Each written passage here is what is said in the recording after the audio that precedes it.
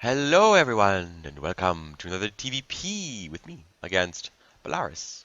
Belarus. It sounds a bit more sinister if I use my lower voice. And Belarus is in the Diamond League, so he might make a couple of mistakes, but that's okay. He is high enough up there so that, well, he is a pretty decent player. He can put on good games for us. And I'm going to fast forward through the early game just because the mid game is probably a bit more interesting for you guys. And those of you who don't know what I do, or if it's the first time watching, just know that I like to use double racks into gasless style. That way I can expand around 4 and I can push around 5.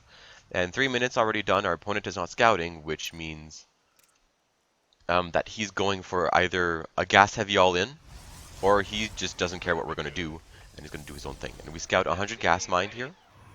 And we scout 75 almost 75 gas mine, which means our opponent is most likely going to go for standard play. I mean, there is still the weird, not colossi, there is still the weird blink stalker all in that you can do, but it's not, it's a little bit hard to make that one work. And behind this, our opponent's going to expo a little bit later, but that's okay. He's going to push out to see what we have. Uh, I don't understand why he pushed out with the mothership core here. I mean, I I understand that against standard play, against Reaper play, there is a timing that exists which you push with the mothership core and the stalker, and then a zealot, or I guess another stalker if you want, and that you can push and it hits a little bit earlier than this. So I'm not really sure what he was trying to do by pushing here, but anyway.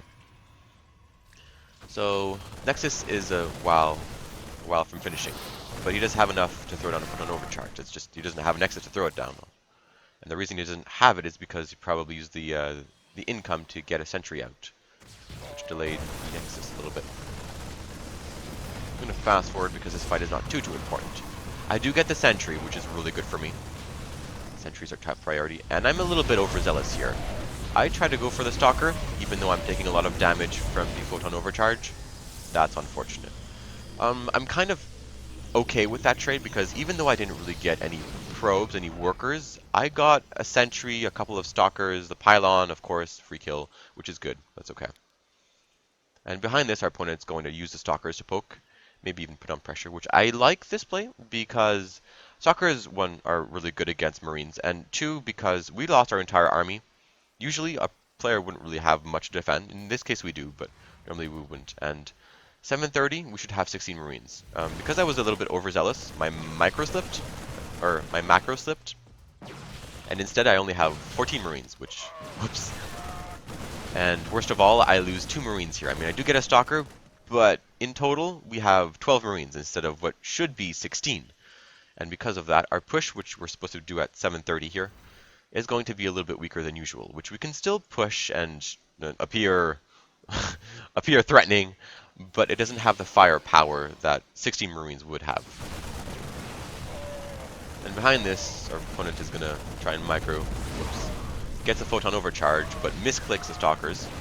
I think he was trying to get it to the safety of the mothership core and the photon overcharge, but ugh. Even the misclick wasn't that bad. I mean, you can still micro, but it was 12 Marines to 6 Stalkers. So he traded off 5 Stalkers for 10 Marines, which is I like that trade because even though I didn't get any probes here, any workers, I still got 5 Stalkers, and Stalkers are pretty expensive. So I'm okay with my trade here. And behind this, looks like he's thinking about pushing, but nah, just doesn't want to. Behind this, I am in the worker lead. This should never happen. If you're a Protoss player, you should always be ahead in workers. Because I have triple orbital, it's even greatly supplemented just by the mules. And I'm really way ahead in income. That's crazy.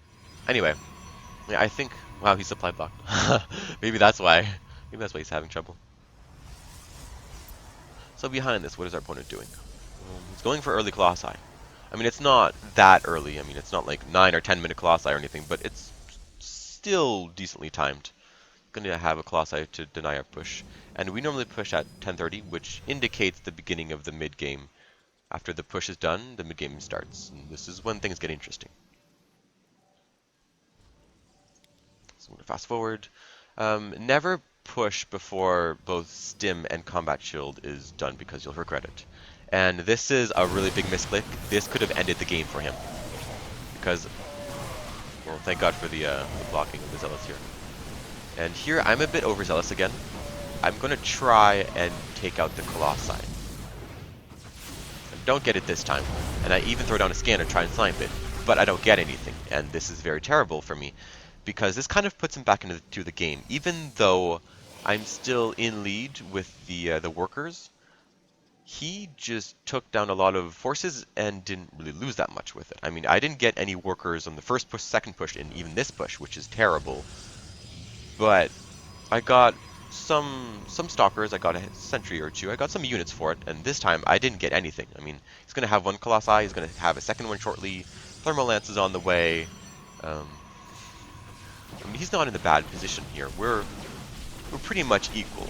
I mean, he probably has an army lead right now just because the Raxes... Okay, the Raxes are done now. But since I have 12 Raxes now, I'm going to catch up like there's no tomorrow. And I do have a 4th in base CC, which even bigger deficit in terms of income. And he's going to throw down a 3rd. The supply depot does see this, and he does see the supply depot. So I'm guessing he's just going to go normal. And I want to make this very clear that even though my opponent didn't really lose workers, even though he lost a bit of army, he's not really that far ahead in terms of army supply. Because if you look at production, my 1-1 is done. Yeah, so he has 0-0-0. I have 1-1. My army is a decent size. I mean, it's not as big as his quite yet, but I do have the Raxes to help. And even though he has triple colossi, his army is about 1 page. So his army is decent. It's not... He doesn't have the splash damage that he would have had. He doesn't have the upgrades that he would have had, or he should have had against someone who goes standard. And this is really important because against colossi, unless your opponent has 4 colossi, you don't have to worry much about engagements. You can engage with the bio. You don't really need to have starport units. But if he has 4 colossi or more, you need Vikings. You just need them. You can't win without them. The secret to winning against 3 colossi, which this can be very daunting and it can appear really strong because even right now, still 1 page, what do we have? We have about 2 full pages worth of units, especially with the medevacs here, which could have been Vikings. It could have helped us. We have superior... I mean, we have the ability to attack him just because we have 1-1. He doesn't have any upgrades. Upgrades almost done, but still, if I engaged here, as long as you engage with superior positioning or concave, you're okay. As long as you don't engage in a bad position, you're okay. And here, I could have won here. I could have just engaged here and attacked him. And he would have had to use his army in a questionable location for him. This probably would have won me if I just attacked him there, because protoss can't really take it from behind. They can't. I can't believe I just said that. Whatever, I'll roll with it. Since protoss can't really take it from behind, the colossi just melts, and once the colossi melts, there's not really much for him to do anything with. And here is the biggest mistake. Not only did I not engage behind, I engaged in a really small choke point.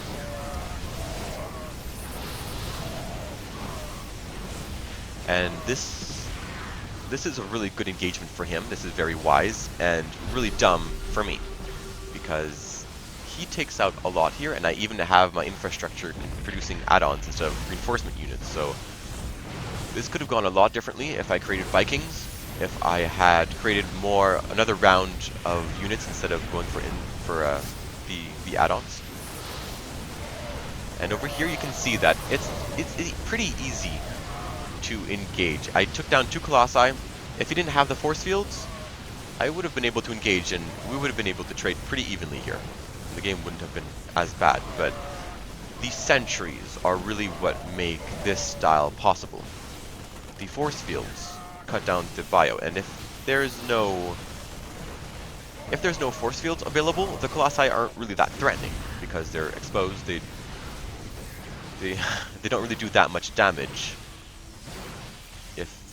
well, they do the damage. It's just they take as much damage as they deal the damage. And he does have reinforcing stalkers. Colossi are really fragile. And even with his army, I can still take him out just because my upgrades are spirit in his production. He had 44 workers, so he cut production to go for this all-in. And if we look at the supply tab, we're not really that far behind. Now, I didn't know that, so of course I'm going to go for an all-in because I figure he already has a third, he already has everything he needs. But if I wasn't supply blocked here, I would have been able to catch up in supply, and the game wouldn't have been over. I still would have been able to compete economically, but I did lose the the third and the fourth, and as well as our upgrades, our NG bays, where we were researching the upgrades, and that's unfortunate because I really needed that. 1-1 production tab. What does he have? He has +1 armor just started. So he has +1 attack versus our +1 armor. And this is pretty much what loses us the game because, again, sentries make the army work. I try to engage in a small choke point, trying to force an engagement, which is the worst idea possible. And finally, he has 2 colossi, and I lose. If I engaged here and forced his army to attack mine, I might have been able to treat it a little bit more evenly, but even there, it was still a little bit iffy.